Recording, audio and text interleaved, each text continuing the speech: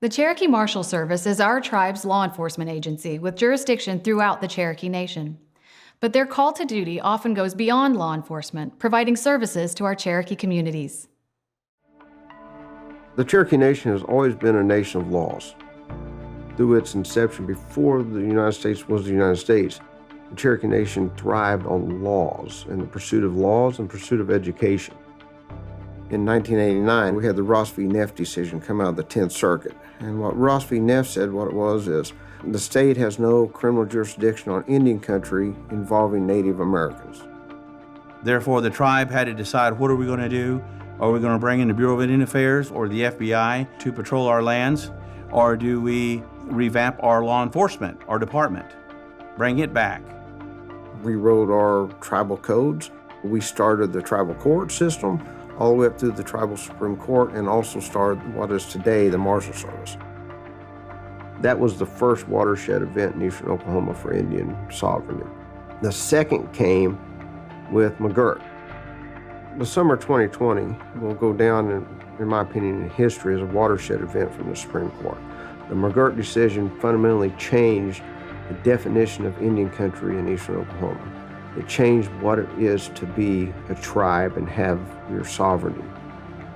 We're on the cutting edge of sovereignty.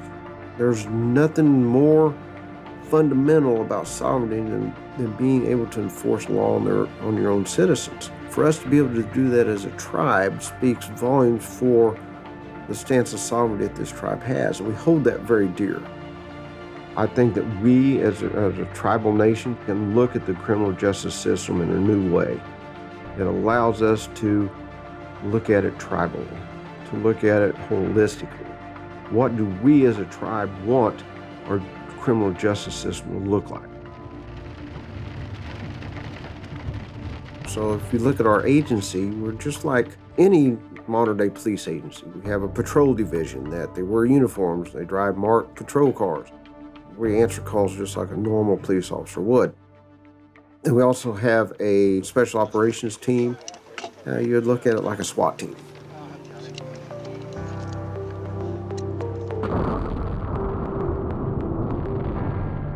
My special operations team, the SWAT team part of it, has approximately 50 to 60 activations a year. That goes everywhere from high-risk warrant, armed and barricaded gunmen, to hostage rescue. So we spread the gamut of what we can do.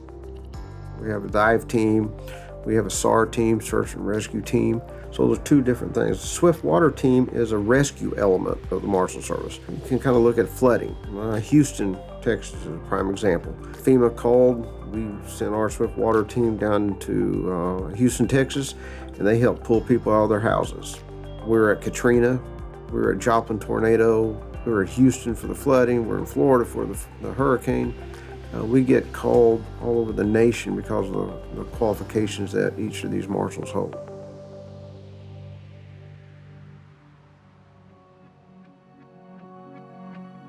When I first started, August 13th of 2000, my nation number, my call sign for the radio was Nation 9. So I was the 9th Marshal at the time, a very, very small organization. And we've moved from 9 marshals up to 31. We covered the historical boundaries of the Cherokee Nation. 14 counties, that chunk of land is our historical boundaries. And that's where we have primary Indian country jurisdiction within those 14 counties. But we also hold approximately 56, 58 cross deputizations with state, county, district attorney's offices, local police departments that allow us to operate as that police officer would normally. We will help local, county, and city officers and also take calls in Indian country as our primary duties. Nation 3, Adair County. Go ahead, Nation 3. County, where's your officers at this time, subjects that are detained with? We put in place the cross deputizations with these local law enforcement agencies to help us to have a faster response time out in Indian country, and that works out a lot as a partnership. These guys right here are cross deputized too. They're just like me. Because we don't know in the middle of the night if I go to respond to a call in an isolated area, if it's state land or tribal land. All we know is we got to get to it. For example, like a domestic, we got to get there because it's a life or death situation in some circumstances. It's good to get out in these rural communities where you meet these people and kind of let them know that, you know, they do have law enforcement no matter how rural the area is. There is somebody out there kind of there for them if they need help, and we are available for anything they might need. A lot of times we will go to these areas where we either are related to somebody or, you know, one of our employees are related to somebody. So it's good to know that we are kind of all connected in that sense. We look at serving our community more as like serving our family. So when we look at serving our community, it's our tribal members. A lot of our citizens out there, especially our elders, folks that live in these isolated areas, they have no one to go to. And if you lend a hand, a service, anything that you can do out there, you're going to be appreciated a little bit more. That's the true meaning of tribal law enforcement, is to help and provide services for those citizens out there. When you ask a marshal, if you'd ask, go out in the hall and ask, hey, what do you do? None of them will say, I work at the Marshal Service. All of them will say, I am a marshal. It's who they are. It's a pride thing. It's taking care of our own. It's taking care of our people. It's taking care of our culture, our community, our existence in this country. The badge is one facet of a marshal. It's a community volunteer. It's a community advocate. It's helping the nation build a nation. But I think it's incredibly important that our marshals understand the heritage and traditions of the Cherokee Nation. To know where you're going as an individual or an organization, you have to know where you've been. You have to remember why we're doing what we're doing, that this is a heritage. We have 12 officers on the Federal Memorial Wall that gave their life to serve their tribe. So that lineage continues.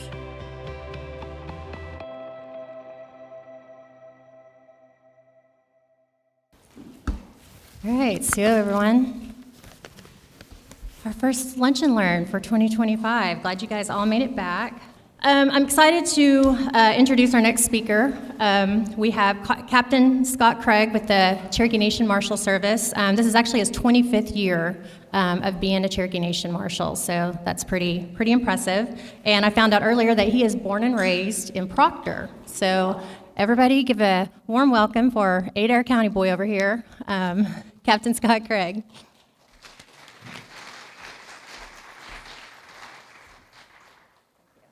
Good afternoon. I'm Scott Craig. I'm born and raised Adair County, as she said. I have been in this area my entire life. I have never left this area. I started in Cherokee Nation when I was 16. I worked for the Donated Foods Program for a short time. And then I went to work for the Marshal Service in 2000, September 1st of 2000. This is, as she said, my 25th year at the Marshal Service. Cherokee Nation has always been a nation of laws. Even when we were a confederation of villages in our homelands, we had clan laws that were set in place to serve as justice for our people.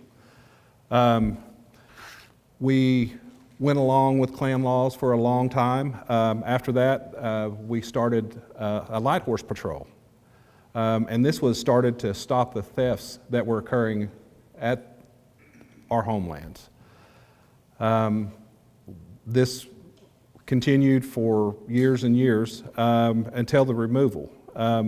Whenever the removal happened, we were moved here to eastern Oklahoma with the 14 counties that we service now today.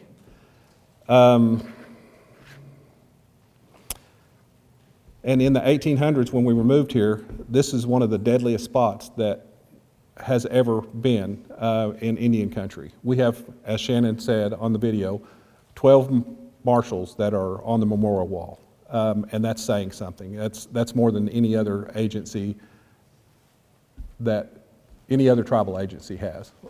So we had a violent past there.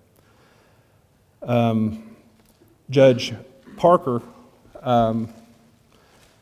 got with the Cherokee Nation and created a partnership so that the Marshal Service and the light horse could work together, and that's how that thing began. They They rode together, they died together, they fought together, they lived together, basically. And that's how we got our name. We went from Light Horse to the Marshal Service. It was out of respect for the U.S. Marshals that we served and fought and died alongside of. After statehood in 1906, the Cherokee Nation law enforcement was disbanded. And we didn't resurface again until the 20th century. Basically, whenever the July 4th, 1986 event happened at the Greasy Ballpark with Ronnie Ross and Billy Jack McLemore. And that was a shooting that occurred there. Deputy McLemore responded to the Adair County Greasy Ballpark, and it was people that were speeding up and down the road. But when he got there, Mr. Ross was intoxicated, or that's what was alleged. And so he tried to effect arrest on Mr. Ross. At that time, there was a fight that took place, and Mr. Ross was shot in the leg and eventually had to have that leg amputated. He filed 2 lawsuits against the Adair County and the state law enforcement, saying that the state law enforcement had no jurisdiction over Indians on Indian land. And at that time, Greasy Ballpark was being held in trust for the Cherokee Nation. So, and he also filed an excessive force. That has no bearing really on any part of that side of it. This court case went before state court. The state court ruled that the officers were in good standing and there was nothing wrong, and that they had the authority to do what they did.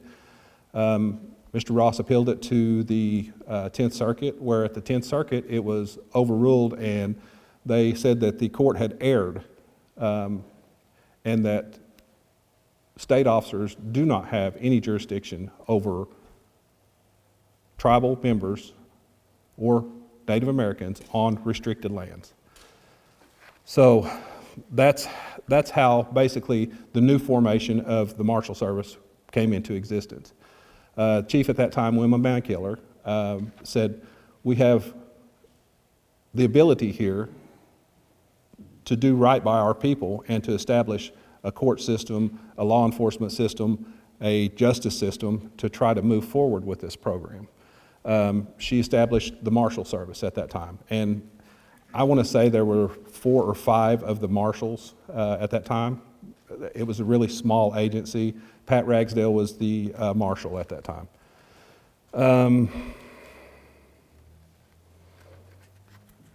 And then we rock along with that for several years until we come to Chief Joe Byrd. Whenever he was in office, they served a search warrant on his office, and I'm not even certain what the search warrant was for. I do know that they served a search warrant on his office, and he basically came in and said they had no authority to do that and terminated the entire Marshal Service at that time. So it goes through court process. We have a long battle over this process, and then they have the constitutional crisis, is what they called it at that time, I believe. And if any of you, I mean, everyone here seems to be of age, they would probably, except the young lady over here, would probably remember the crisis that happened on the courthouse square, you know.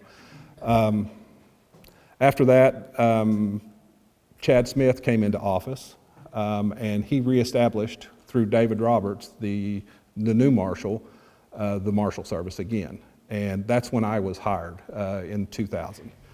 There were 13 of us originally hired, and it was a really small agency.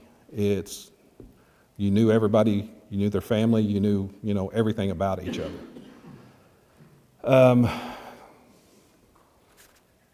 We rock along there. From there, we go to 2021 to the McGirt decision. When McGirt hits, it is shocking to everyone, because basically it is a landmark decision that gives Native Americans the right to their lands back. It gives us authority over our 14 counties and the Native Americans in those 14 counties that we've never had before. Before we would go to a call, we had to figure out where we were, first of all, we had to figure out where we were standing. if it was tribal land. If it was tribal land, then we had to figure out who was involved in the altercation, if it was Native American or if it was non-Native, because all of that stuff played into effect.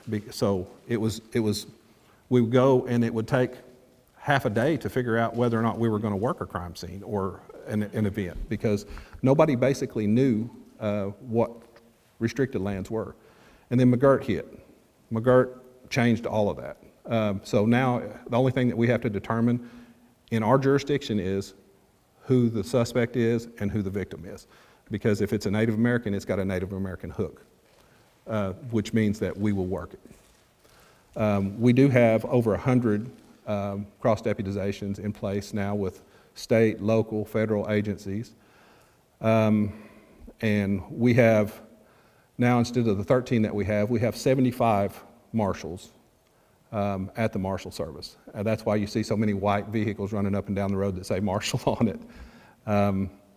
We have 17 investigators who work nothing but criminal cases, and they stay really busy. I was the captain over investigations for about the last 14 years, and I just recently took a different path. So, but those investigators are busy all the time, especially around the election season and around the different times that they're needed. We work everything from homicides to stolen purses to child crimes, everything. And we work it in cooperation with the FBI and with state and local agencies. We have our special teams. We have a DARE team, which is basically Frankie Dreadfulwater. You saw Frankie on here. And probably everybody in here knows Frankie because he's been around. He's one of the only ones him and Vinnie Smith are one of the only ones that have been here longer than I have. So they've been around forever and another day. I don't know when they're ever going to retire, if they are. But we have a dive team, have swift water rescue. We have domestic violence presentations. We have methamphetamine presentations. We have a narcotics unit. Have a gang awareness units. We have vehicle accident investigation team and special operations team. The special operations team is one of the busiest in the state that we have. I was on it for years. We average between 40 to 60 calls a year, every year, and that goes from everything from armed and barricaded suspect in a house to hostage rescues to search and rescue. We sometimes pull them in for that kind of stuff. And we also have a search and rescue team. All of our marshals are required to have a dual certification. We do a state of Oklahoma, which is the CLEAT, Council on Law Enforcement Education and Training. And then as well, we also have the federal class that we have to take. It's the Criminal Jurisdiction in Indian Country class that we have to take. So there's a dual certification that we have to maintain, and we maintain that throughout our employment so that we can keep our special law enforcement commissions that are issued through the Bureau of Indian Affairs.